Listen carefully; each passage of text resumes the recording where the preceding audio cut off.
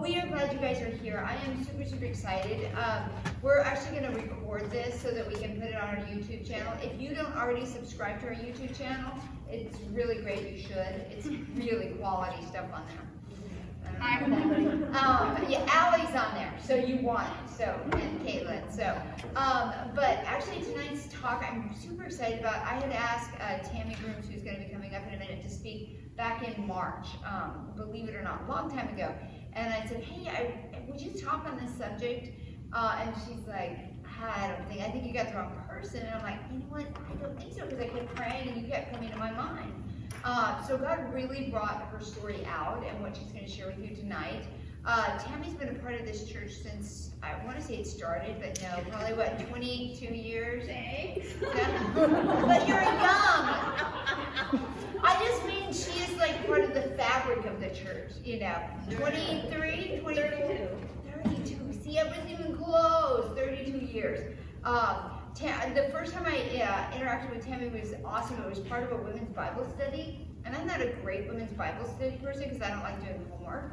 And the great thing about Tammy's group is every time I come in, I hadn't done my homework, and she still let me share. So, which I love, because some groups, they're like, if you don't do your homework, you don't get to talk. And I'm like, okay, well, I'll be quiet. So I met Tammy through that, and Tammy is a prolific Bible teacher. If you've ever been in a group with her, you know that that is like her jam. So she's talking on something different than she normally talks on tonight, but I am super, super excited about it.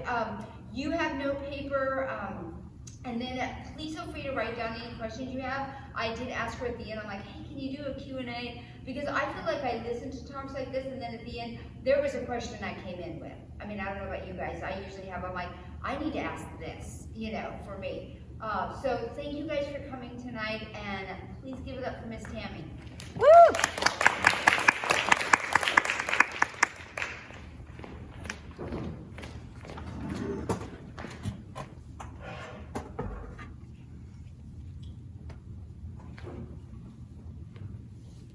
Okay. You want me to use the mic, right? Yes, please. Okay.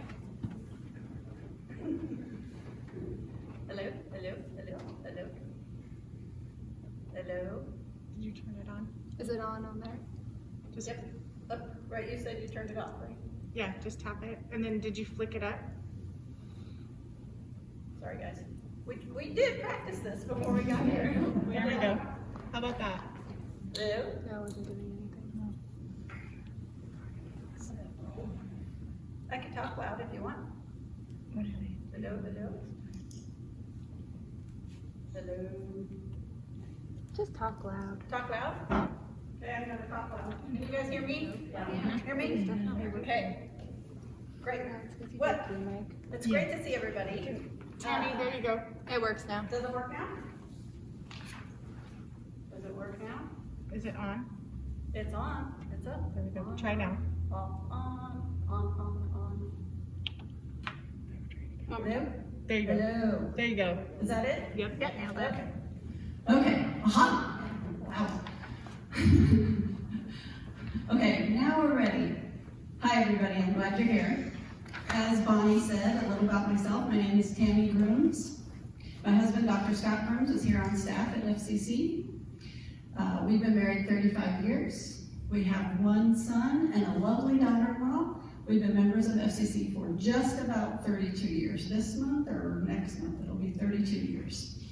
And as Bonnie said, I'm a Bible study teacher here at FCC, and I've served in a lot of other ministries in 32 years. So, even so, as she said, why am I speaking today?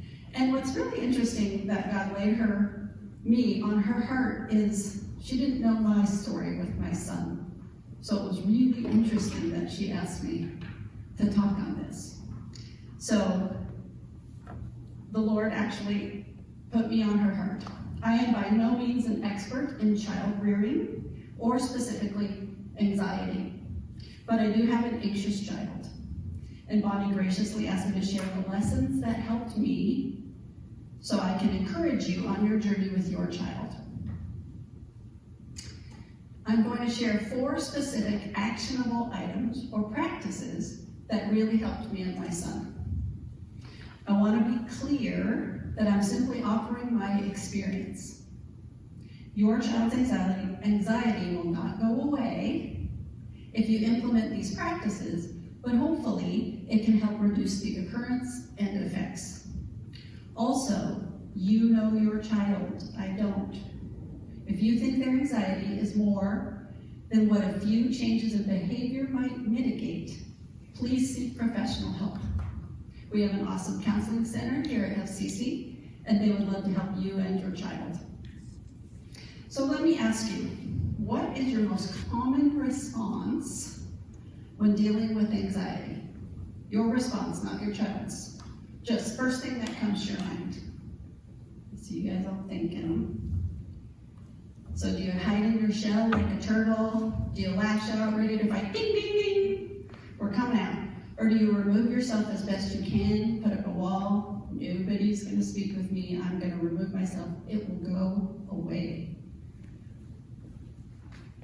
It's important to know how you respond to anxiety.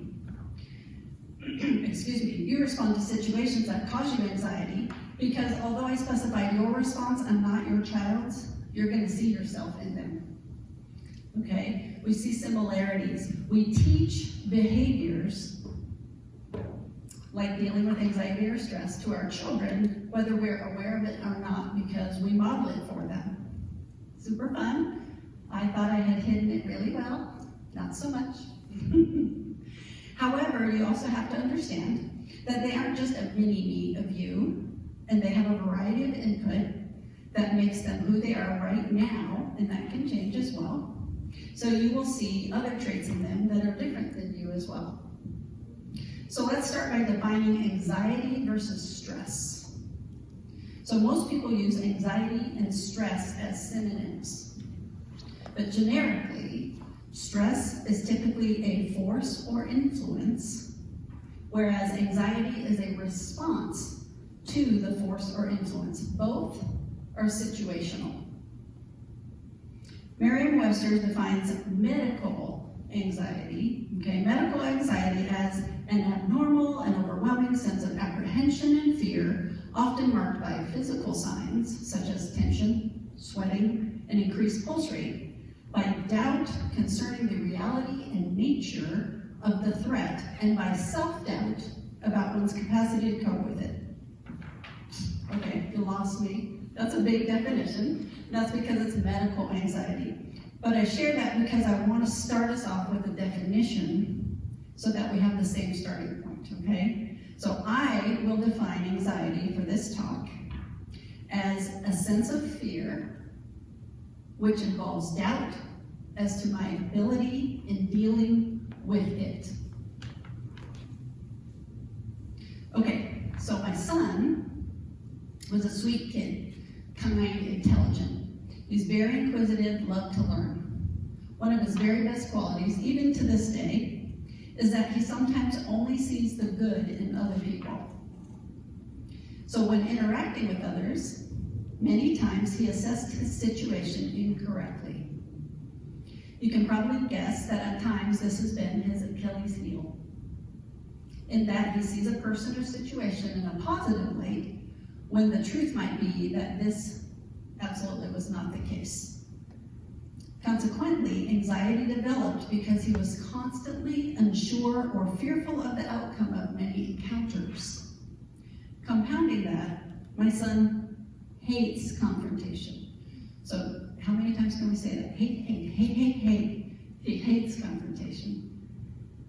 An unsure situation with an unsure outcome spelled disaster. And for my son, it meant anxiety at every turn. So you, more than likely, know probably exactly what I'm talking about. You too probably have an anxious child, or you probably wouldn't be here. And now with COVID-19, that anxiety is heightened. COVID may heighten the intensity of the stress, but it doesn't change the fact that there's an anxious response. I would encourage you in this. If there was something that worked for you when your child was anxious before COVID, then that same thing will work during COVID to lessen their anxiety. Keep doing what you always did, and if possible, you will need to be more diligent in applying what works. My son just turned 26 years old 2 days ago, and so I'm not dealing with a younger child during this pandemic. But what I do know is that what worked in the past for you is going to be the best starting place for what is going to work now. One of the things to remember is that it's okay to share with your child that you get worried and anxious too. When your child seems particularly anxious about something that's a general concern that you share, and hear me on that, a general concern, you could say, you know what? I get anxious too sometimes. How about we pray together? Or find some other comforting words that you typically use, but it's okay to let them know that you're in this together. Just be sure it's only sometimes. Don't share very personal and specific things, that's why I said general concerns, that you're anxious about, like, are we going to be able to pay the bills this month or some such, because they still need the safety of knowing that you are handling things. And I know you're saying, but I'm not handling it. Yes, you are. You're doing a great job, and they need to know that you've got it, okay? If you tell them every time that they are fearful and anxious that you are too, or if they hear you talking to someone else about your fears on a regular basis, they won't feel safe that you have it handled. Their anxiety will increase because they can't fix what's causing your specific stress, and they want to help you because they know how yucky it feels. As I mentioned, I'm going to talk about 4 practices that helped in dealing with my anxious child. The first thing is twofold, and that is to be consistent with boundaries and follow through. Consistency should rule, not chaos. Repeat that with me. No, I'm kidding. Consistency should rule, not chaos. Children want to know that there is safety, that you will do what you say you're going to do, no matter what. This is why they push the boundaries you put in place. Will dad or mom or aunt, grandpa, teacher do what they say? Can I count on them in all situations? Consistency with boundaries and follow through were some of the best things my husband and I could do for our son to lessen his anxiety. That was within our control. This is within our control. What do I mean by this? So an example of a good boundary would be a set bedtime and set bedtime routine. Do you say something like, whatever the time is, just work with me on this. Do you say something like, it's 8 o'clock, time to get ready for bed? And then follow through by having them take a bath, brush and floss their teeth, get in their jammies right then. Or do you spend a half hour to an hour of bargaining, begging, whining? Do I have to? Please, please, please, just 10 more minutes, please. Does that sound familiar? Set a boundary and follow through. And most importantly, be consistent. The first night you start something new, talk about it, and let your child know you'll continue to do this each night.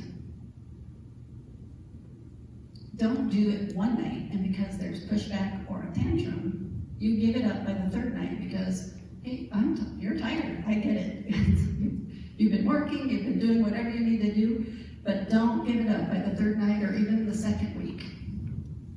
And then at 8:30 you say, it's time for bed, and take them into their room. Read a short bedtime story, say bedtime prayers or whatever your routine is, and lights out. Do you set the boundary and follow through? No arguing, no begging, no bartering. Initially, there will be a lot of that on their end, especially if this isn't something you normally do, but don't get sucked into the give and take cycle. You can stay up for 10 more minutes if you promise to go to bed right afterwards. Sound familiar? This doesn't work and you know it, but you don't want to fight about it. So you let them have their way and the boundary keeps slipping. Consistently set good boundaries and consistently follow follow through with them. Make it happen whether you feel like it or not. Fake it till you make it. It's worth it. So a good example of this that happened for my husband and I is, as a pastor and a lot of the things he's done, he didn't get a lot of weekends off, but we got a weekend off. We went away, went to a hotel. Well, he was pretty little. We didn't let him sleep with us.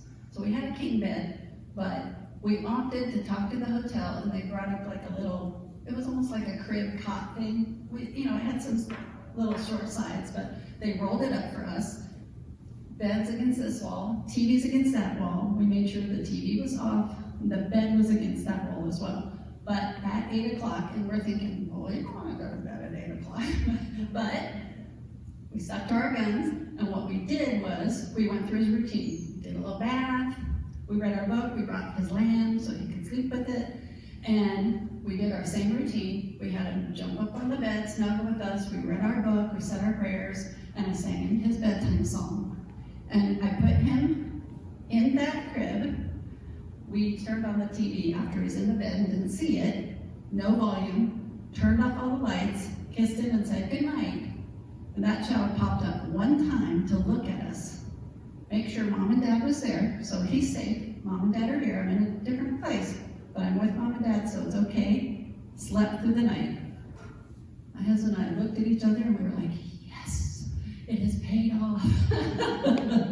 Because we were very consistent with our routine, and that helped calm him down even in a strange place.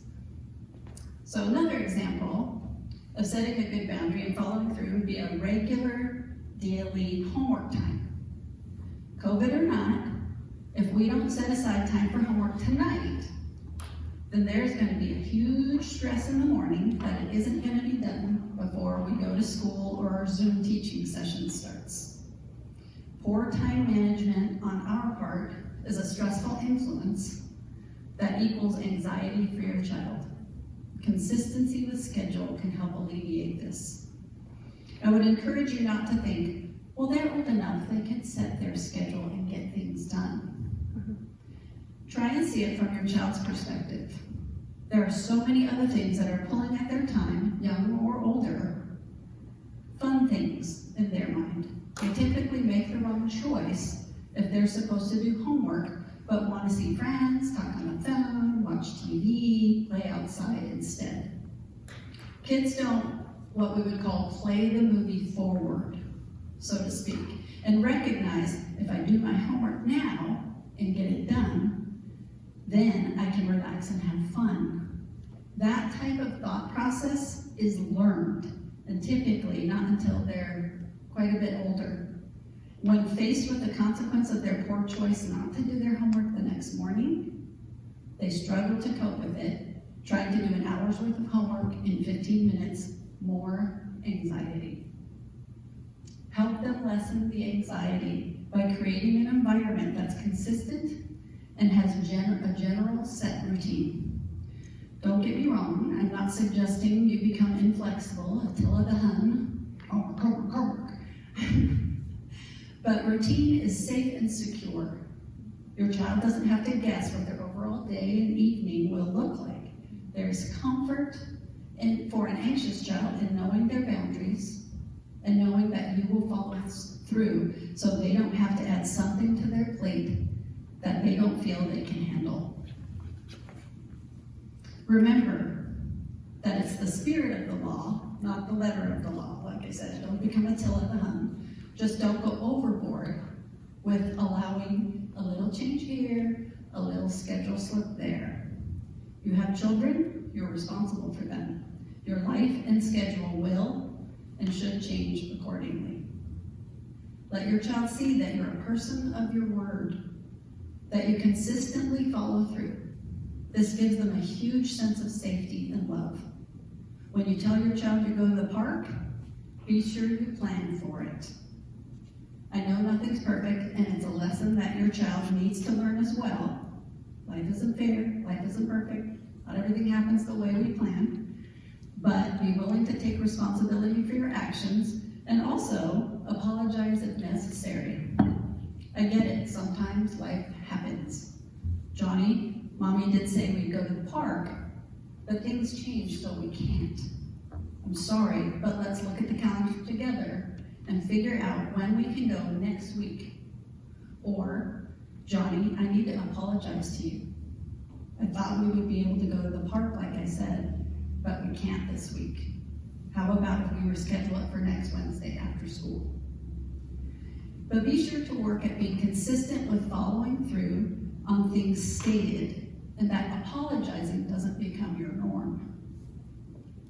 Or it won't help your child's anxiety level because it leaves them in the frozen, will she, won't she, will we, won't we position. Consistent follow-through creates trust, and trust lets the anxious child relax, knowing that mom or dad or uncle, grandparent, or nanny has it handled, and he or she is okay. A few points to add to the boundaries and follow-through practice. Be sure your yes is yes, and your no is no. As I mentioned, be a person of your word. Don't make promises you don't intend to keep, and don't bargain.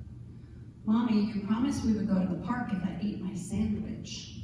But you knew you wouldn't have time for the park when you said it, but you just needed them to hurry up and eat their lunch, and you figured maybe they'll forget, or too bad. That doesn't work so well, right? And follow through with consequences. If you are being flexible one day and let them watch a half hour more of TV before homework time, but they still refused to do their homework or ignored you when it was time, give them a consequence, such as no TV time tomorrow. And finally, try to stay away from because I said so. That's a good one. Be clear with them. I'm your parent. I am responsible for your care, so I set the rules. But also, be aware that you don't owe them a detailed explanation more than that.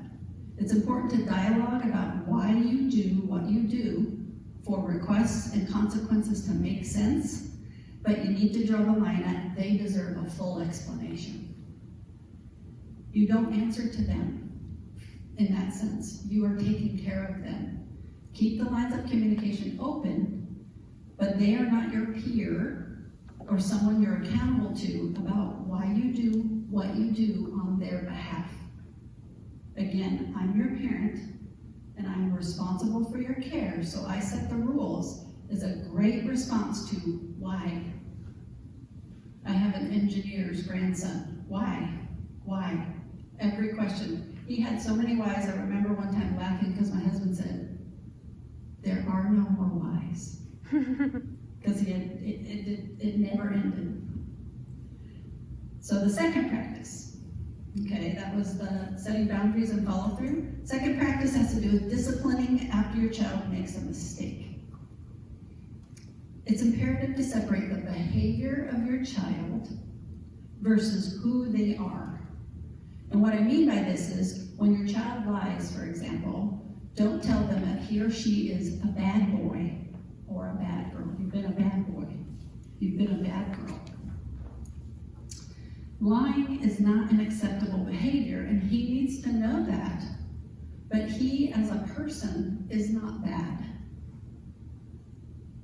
Stating you've been a bad boy tells him that he personally is bad.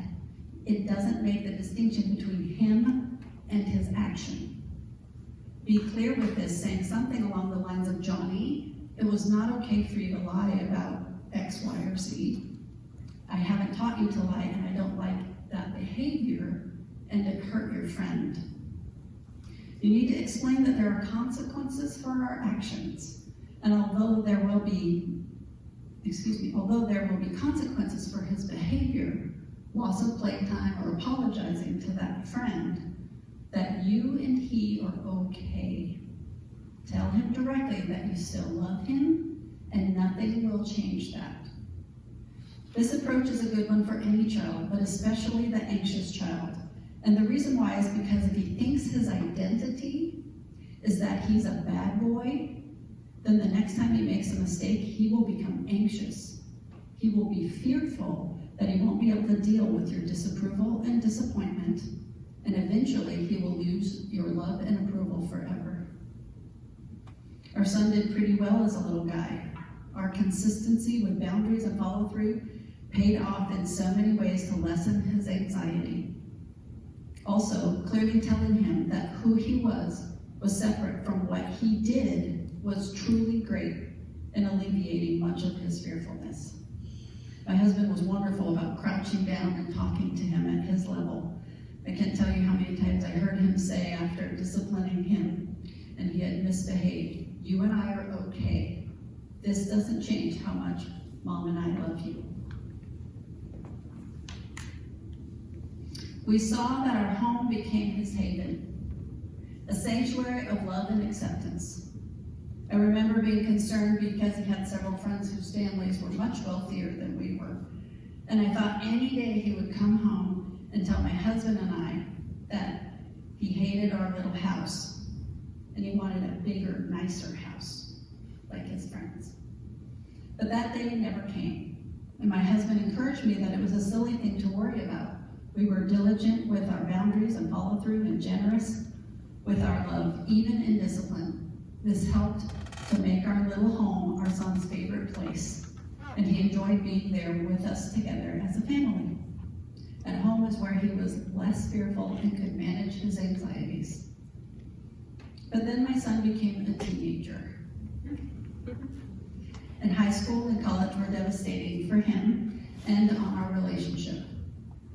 The bummer is that the big, mean, cruel world will provide more than enough fodder for your child to spiral into anxiety, even if you do everything right. Woohoo! That's why you came tonight, right? Just to hear that. Especially during high school, it gets better, I promise. Especially during high school, our son began to believe what the world told him instead of what we had taught him about God and our love for him. He found a girlfriend and believed that she and he knew best, and he distanced himself from us. He went away to college, and he rarely spoke with us. That relationship was 3 long years, but yet again, our consistency with boundaries and our reaching out in love, although excruciatingly difficult to follow through, eventually won out. When our son only contacted us for money, and would reply to text messages of love and acceptance, it was almost impossible to deal with since he was 1,500 miles away in another state. This leads me to the third practice, and that is prayer. One of the most important tools I have to help me when dealing with my anxious child, even to this day, is prayer. This seems too simple, but it's not. It's the most important thing that all of us should do for our children, whether anxious or otherwise.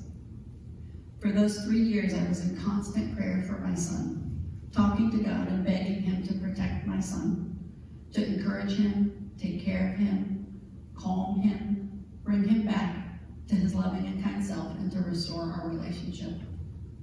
I also enlisted the help of others. I belong to a Moms in Prayer group, and I still pray with one of the women to this day. I had my Bible study group praying with me, as well as my community group through this church. Prayer is simply a conversation with God, talking to God about my child. His anxiety and my concern was a way to connect. Prayer is an important tool which helped me to better handle my anxious child and his circumstances, knowing that I could share my struggles with others, and especially with God. My son's anxious tendencies were definitely learned partly from myself. So seeing my son's anxiety and feeling helpless about it was brutal. I felt I was a bad mother. Not just because he had anxiety, but because I also felt that I had caused it because I had modeled it for him. So remember my definition from the beginning. I was overwhelmed with fear concerning my son's anxiety, and I doubted my ability to help him. This led me to the fourth practice, which is submitting your child and your control to God. The word submit tends to get a really bad rap. We view it only in a single definition, That is to yield to another's authority. But submission also means to present to another for review, consideration, or decision. By learning to submit my son to God, I was presenting him for God's consideration, to let God make some decisions that I could not because it was out of my control. This took me a long time to master, but was invaluable. I learned to submit what was out of my control to God, to present it to God, and not let my helplessness over my son's anxiety and eventual disengagement have so much power over me. I won't lie to you, it was really hard to do. Using the tools I knew had helped him as a youngster, consistency and boundaries and follow through and loving acceptance seemed to fall on deaf ears in the teen years. So I just wanted to stop trying, since everything was so out of my control at that point. The fact that my son was anxious was out of my control. That I couldn't remove his anxious tendencies was out of my control. That he wasn't communicating with my husband and me was out of my control. That he was making terrible choices and freezing us out was completely out of my control. And on and on and on. Submitting my son to God was a process. I had to do it over and over again.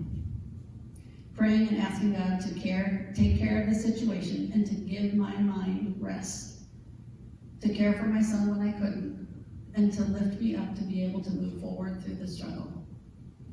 Although so very difficult and painful, my husband and I remained consistent. When he asked for money or to do or have something he knew he shouldn't, we stuck to our boundaries and refused.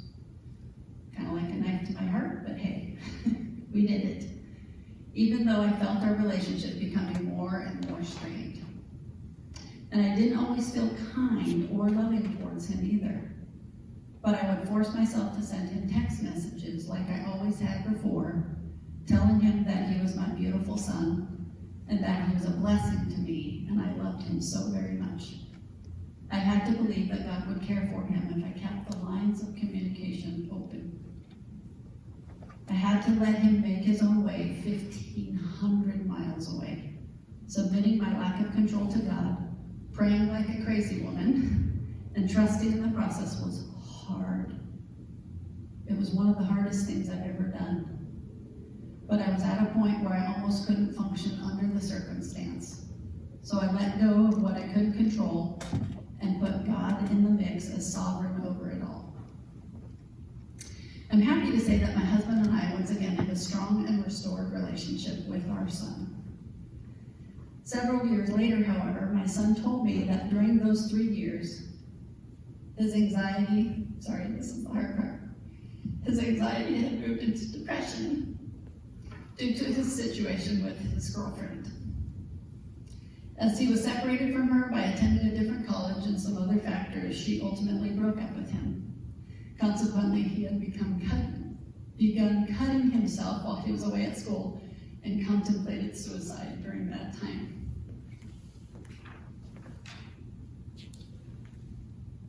He told me he knew he couldn't take his life because it would have destroyed me. And it would have. I can't tell you how hard that was to hear from him and to know I wasn't there. But I'm sharing this with you because what my son said to me let me know that the consistency and love of my husband and I toward him had paid off. In his darkest hour, when his situation was the most dire, he was thinking of us and remembering the love we have for him. I praise God for his amazing strength in helping my husband and I to consistently love our son, to put these practices in place, to set boundaries and keep them, to follow through with what we said to him, to let him know he was so valuable to us, to pray for him and to submit him to God. My son still struggles with anxiety, but he recognized that he needed help. He's gotten therapy, And he tells my husband and me that his issues are not our fault, and he does not blame us in the least. He loves us, and we will always love him.